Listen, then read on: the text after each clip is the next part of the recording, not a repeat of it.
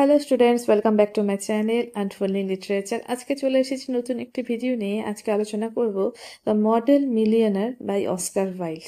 তো এই যে গল্পটি রয়েছে, এটি বর্তমানে ওয়েস্ট বেঙ্গলের যে স্কুলগুলি রয়েছে সেটার ক্লাস 11-এর ফার্স্ট সেমিস্টারে নতুন করে সংযুক্ত হয়েছে। ঠিক আছে, তো এই গল্পটি যেহেতু নতুন, তাই আবার নতুন করে কিন্তু আমার চ্যানেলে দিচ্ছি। এর আগে কিন্তু যে আগের গল্পগুলি রয়েছে এই সিলেবাসে ফার্স্ট সেমিস্টারে, সেগুলো কিন্তু কভার করা রয়েছে এবং এই গল্পটি দেওয়া হয়নি। এবং যেহেতু এটা নতুন সংযোজন, তাই এখন আলোচনা করে নিচ্ছি।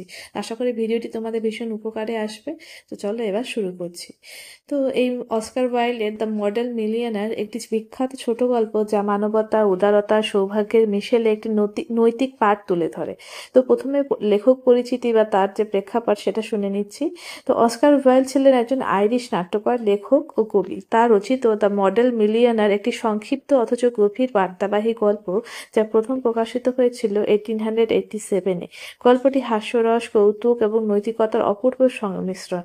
গল্পটির কেন্দ্রবিন্দুতে রয়েছে একজন তরুণ ভদ্রলোক হিউ বার্মেন, তার প্রেমিকা লরা মার্টন এবং এক রহস্যময় বৌদ্ধ ভিক্ষুক, যিনি পরে এক অবাক করা পরিচয় প্রকাশ করে। গল্পটি ধনসম্পদ বা মানবিক মূল্যবোধের সম্পর্ক এবং একটি সাধারণ মানুষের সদয় আচরণ কিভাবে তার ভাগ্য পরিবর্তন করতে পারে সেই বিষয়ে আলোকপাত করে। তো এই গল্পের যে মূল চরিত্রগুলি রয়েছে তার মধ্যে চারটি যে চরিত্র সেটা এখানে উল্লেখ করছি। হিউ বার্মেন, তিনি হচ্ছেন একজন সুদর্শন, সদয়, দয়ালু প্রকৃতির তরুণ। সে একজন সাধারণ মানুষ, ধনী নয় কিন্তু তার হৃদয় উদার। সে একজন মেয়েকে ভালোবাসে কিন্তু তার আর্থিক অবস্থার কারণে তার প্রেমে বাধা রয়েছে।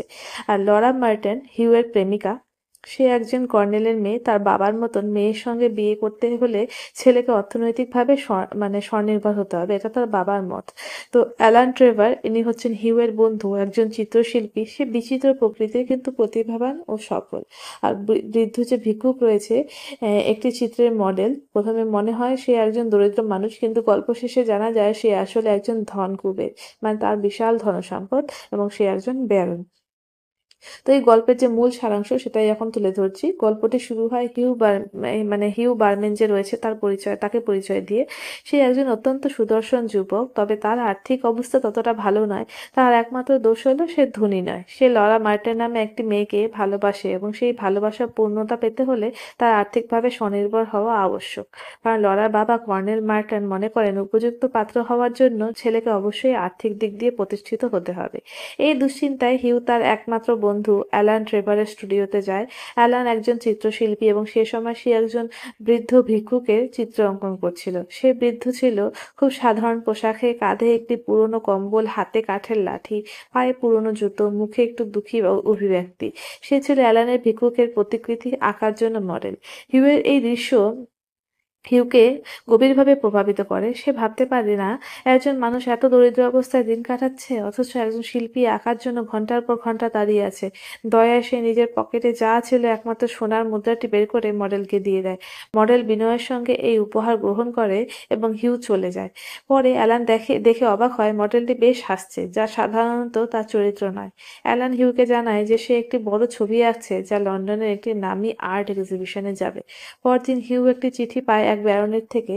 ব্যারন হাউসবার্গ নামে এক ধনকুবের তাকে চিঠি লিখেছে এবং সেই চিঠিতে একটি অবাক করা তথ্য ছিল। হিউ যাকে একজন দরিদ্র ভিক্ষুক ভেবে সাহায্য করেছিল, সে আসলে ব্যারন হাউসবার্গ নিজেই ছিল। তিনি নিছক শিল্পের খাতিরে একটি ভিক্ষুকের বেশ ধারণ করেছিলেন অ্যালানের ছবির জন্য মডেল হিসাবে। হিউয়ের উদারতা ব্যারনকে এতটাই স্পর্শ করেছিল যে তিনি হিউকে 10,000 পাউন্ড উপহার দেন, যেন সে আর্থিকভাবে প্রতিষ্ঠিত হতে পারে এবং তার প্রেমিকা লরার সঙ্গে বিয়ে করতে পারে। ব্যারনের মতে একজন সত্যিকারের মডেল মিলিয়নার হতে শুধু ধনী হলেই চলে না, মানবিক গুণাবলীও থাকতে হয়। তো এটাই হচ্ছে গল্পের মূল সারাংশ। দ্য মডেল মিলিয়নার একটি ছোট অথচ অনুপ্রেরণামূলক গল্প, যা পাঠকদের মনে করিয়ে দেয় জীবনের সবচেয়ে বড় সম্পদ হলো দয়া, সহানুভূতি ও মানবিকতা। হিউ বার্মেনের মতন একজন সাধারণ যুবক যার আছে সোনা মুদ্রাটিই ছিল একমাত্র ধন যার কাছে, সেটি সে ভালোবাসা বা করুণার বশে বিলিয়ে দেয় এবং এই উদারতাই জীবন পাল্টে দেয়। গল্পটি আজও সামান্যভাবে প্রাসঙ্গিক, কারণ এটি শেখায় দান করার জন্য ধনী হতে হয় না, মন বড় হতে হয়। তো এটাই হচ্ছে গল্পটি। ভালো লাগলে অবশ্যই লাইক অ্যান্ড কমেন্ট করবে এবং এরকম ভিডিও যদি আরও পেতে চাও তাহলে কিন্তু চ্যানেলটিকে সাবস্ক্রাইব করে পাশে থাকা বেল আইকনটি প্রেস করতে হবে। Thank you so much.